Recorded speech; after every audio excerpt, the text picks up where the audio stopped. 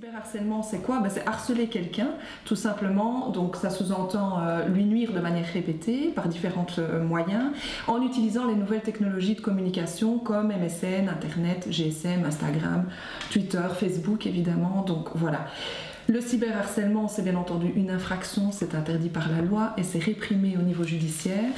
Il faut savoir que c'est pas du tout un acte anodin. Ça a l'air anodin parce qu'il suffit d'un clic ou d'une conversation ou de l'envoi d'une image ou de l'envoi d'une photo, ça a l'air vraiment anodin. Mais au niveau des conséquences, tant pour l'auteur que pour la victime, ça ne l'est pas du tout.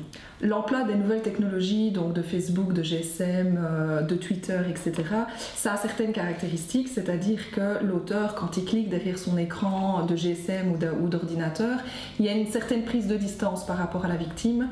Donc lui, il a l'impression que finalement ce qu'il fait, c'est pas très grave. Il y a une sorte de déresponsabilisation. Il a l'impression peut-être que ce qu'il fait, donc voilà, n'est pas grave, que ça n'a aucune conséquence. Donc il y a vraiment une prise de distance qui fait que les menaces ou les commentaires désobligeants qu'il va produire seront souvent beaucoup plus percutants, beaucoup plus virulents, beaucoup plus violents vis-à-vis de la victime. Parce qu'effectivement, quand on est face à quelqu'un, on a une certaine retenue, tandis que quand on agit par l'intermédiaire d'un média et qu'on n'a pas la personne directement en face de soi, c'est clair qu'on se lâche, quoi, hein, c'est beaucoup plus spontané, beaucoup plus violent et on y va. Et souvent, ça peut se produire tout seul, mais souvent on associe le public par des groupes constitués sur Facebook, sur Twitter, où on associe les gens en leur faisant diffuser les images ou le film qu'on vient de prendre. Et donc le côté groupe est vraiment très puissant. Ce qui fait que pour la victime, la conséquence, c'est que c'est d'autant plus violent pour elle. Donc la victime, elle va recevoir quelque chose de très percutant. Pour peu que ce soit répété, c'est quelque chose qui n'a pas de fin. Donc elle va ressentir un gros sentiment d'impuissance parce que ça paraît impossible à arrêter. Des SMS qui se produisent tout le temps, que ce soit à l'école, à la maison, dans le bus, pendant son loisir, ou des mails qui arrivent tout le temps, des menaces sur Facebook qui se produisent tout le temps, des commentaires. Ça a quelque chose d'infernal, ça envahit le quotidien. Ça permet à la victime d'être tout le temps, ça va lui causer une grande détresse psychologique parce qu'elle aura l'impression qu'elle n'a pas la capacité d'arrêter ça. Et en plus, voilà, éteindre son ordinateur ne suffira probablement pas parce que dès qu'elle va le rallumer dans le confort de sa chambre ou de son salon, eh bien les menaces vont envahir son quotidien. Donc c'est vraiment très envahissant et très violent. Pour la victime, ça peut avoir toutes sortes de conséquences, on l'a un petit peu dit tout à l'heure, mais si on s'arrête un petit peu dessus, on peut avoir des conséquences scolaires, évidemment. Elle peut avoir peur de revenir à l'école, se refermer complètement, même à ses propres amis. Les parents peuvent remarquer un changement de comportement. Il peut y avoir une baisse dans les notes scolaires. De manière plus générale, une grosse dévalorisation de soi, une perte de confiance. Ça peut même aller, et ça s'est répercuté dans la presse de ces derniers temps, jusqu'à des passages à l'acte d'automutilation, voire jusqu'au suicide.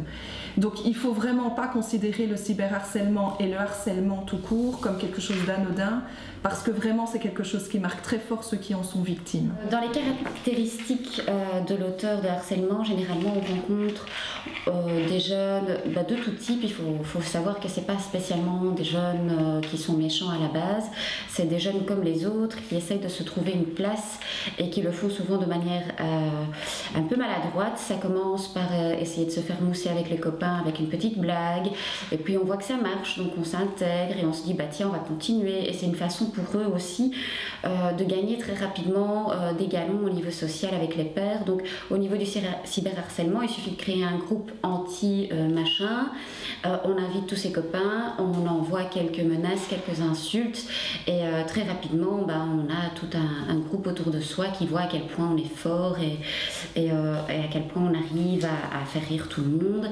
Évidemment tout ça au dépend d'une victime, mais l'intention de départ est toujours évidemment de s'insérer au sein d'un groupe. Donc c'est souvent des jeunes qui manquent de confiance en eux, qui ont besoin d'être reconnus, et c'est par ce biais-là finalement qu'ils essayent de s'intégrer. Vu qu'il s'agit d'une infraction, ça donne lieu généralement à des poursuites judiciaires. Donc ça se démarque comment? Généralement par une audition à la police. Police qui, une fois auditionné auteur, victime, témoin, etc., va envoyer un dossier au parquet. Le parquet, c'est qui? C'est le substitut du procureur du roi qui se trouve au palais de justice et qui a plusieurs options évidemment quand il reçoit un dossier. Donc il peut tout d'abord envoyer le dossier vers le juge de la jeunesse si l'auteur est mineur, ou le tribunal de la jeunesse qui lui va prendre une sanction à son encontre. Et cette sanction, il va y avoir un côté protectionnel, donc qui équivaut un petit peu au côté pénal pour les adultes.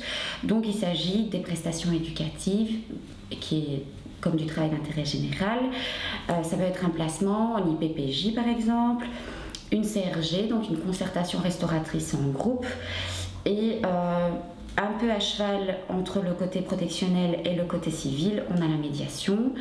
Et il y a aussi le niveau purement civil qui consiste en la réparation financière du dommage causé à la victime.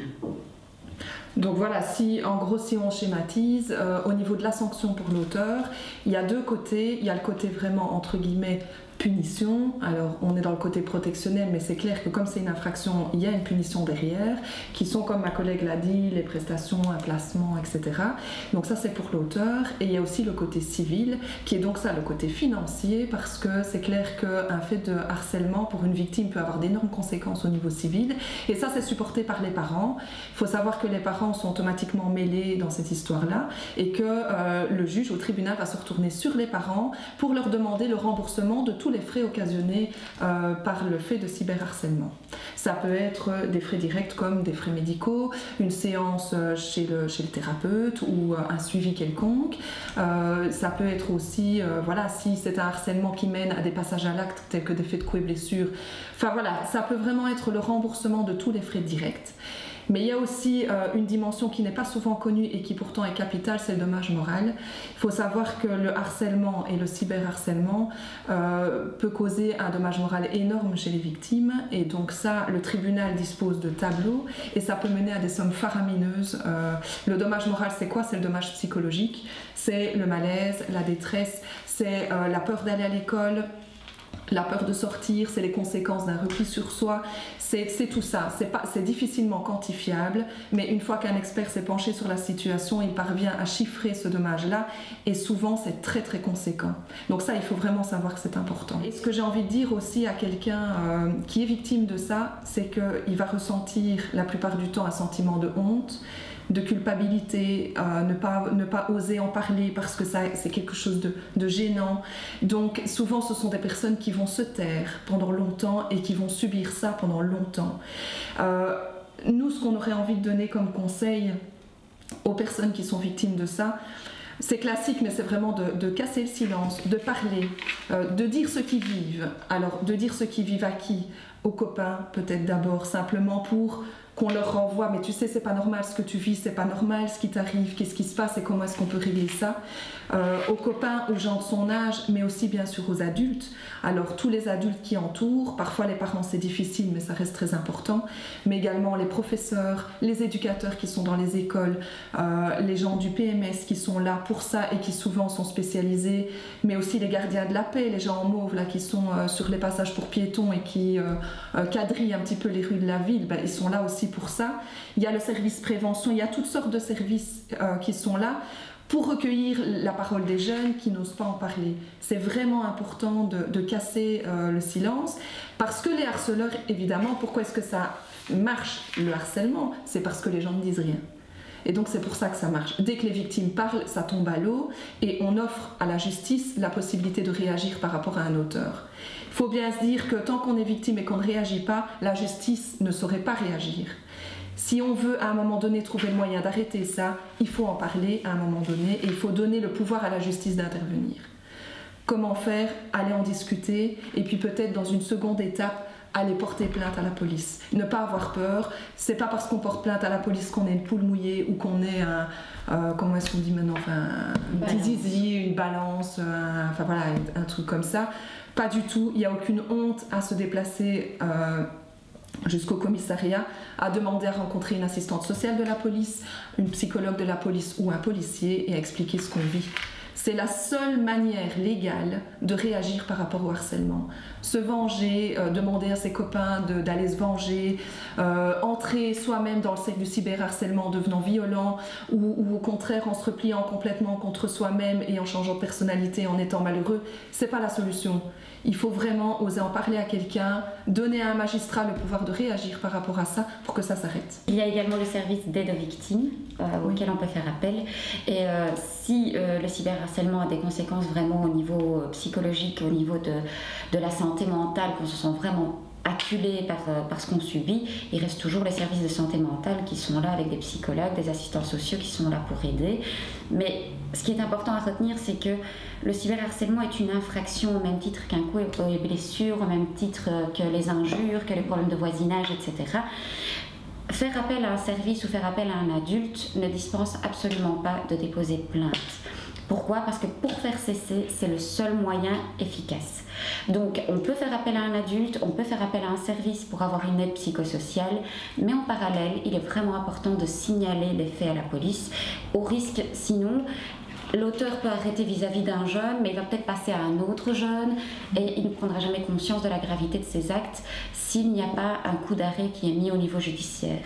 De plus, nous, ce qu'on constate quand même souvent ici au niveau de notre travail, c'est que le cyberharcèlement en tant que tel ne donne pas lieu à des plaintes. Donc du coup, les gens ils continuent leur petite vie, ils continuent d'être en contact jusqu'au jour où ça craque, où il y a des coups et blessures qui sont associés, il y a du racket, il y a des diffusions d'images pédopornographiques, etc. Donc des faits plus graves qui arrivent à la suite. Et parfois, même la victime de harcèlement qui fait ces coups et blessures pour se défendre et qui donc se retrouve auteur d'une infraction.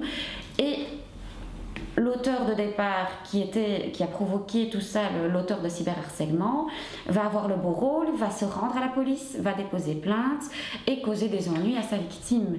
Ce qui va être clairement injuste. Mais si la victime ne s'était pas manifestée au départ, voilà, difficile d'expliquer à un policier, tiens, pourquoi est-ce que je n'ai pas signalé les faits que je subissais. Donc toujours faire appel à un adulte, faire appel à un service, mais en parallèle faire appel à la police.